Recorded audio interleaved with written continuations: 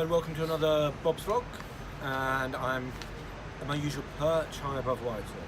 Very interesting week or two we've had, and I'm just going to do a quick vlog now on Brexit, and I'm going to do one later in the week on all the other things that are critical to the island, so sort of island business. There hasn't been a vote, which is interesting. I think in a funny way it actually makes Brexit more likely. There is going to be a vote allegedly by the 21st of January. In June 2016, British people voted to leave the European Union. About 62% of the people of the Isle of Wight voted to leave as well, and I was one of those people. I'm half English, I'm half German.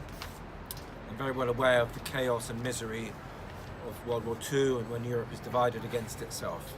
My English granddad was killed in World War II by the Germans, and my German grandmother as a civilian was killed in World War II by the Russians. So I lost half my grandparents in the last chaos that engulfed Europe in the middle of the last century. However, despite that, and acknowledging that, I voted for Brexit and to leave the European Union because I think the British people want to be sovereign, and we're better being a very close friend to the European Union than being in the European Union. Having said that, we need to have the closest possible relationship with the EU. So I respect and am very mindful of the 40% of islanders who voted to remain, and indeed the 48% of people nationally who voted to remain.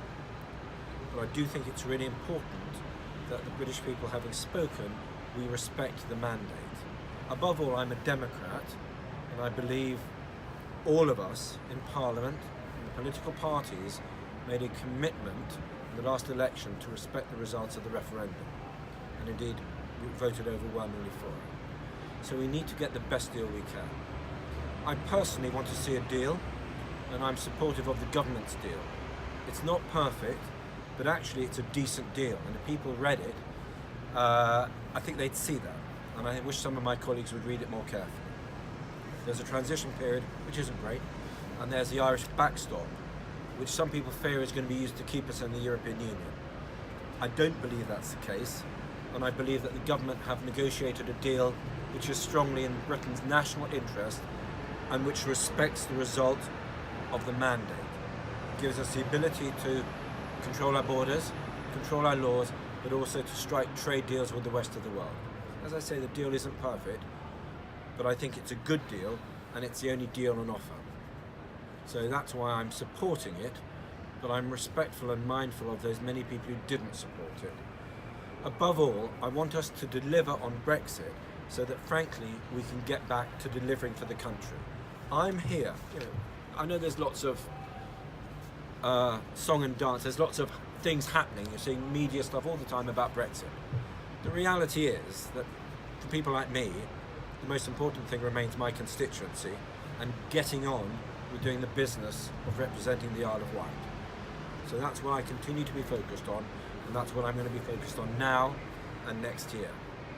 But I will support the government, and I will try to get this Brexit deal through, because I believe it's important, as a Democrat, that we respect the will of the British people. So that's all from me on this important subject, and the next vlog from me will be talking about important things for the Isle of Wight, like Camp Hill, like education, and like all these important public issues that we need to deal with. Thanks so much for listening.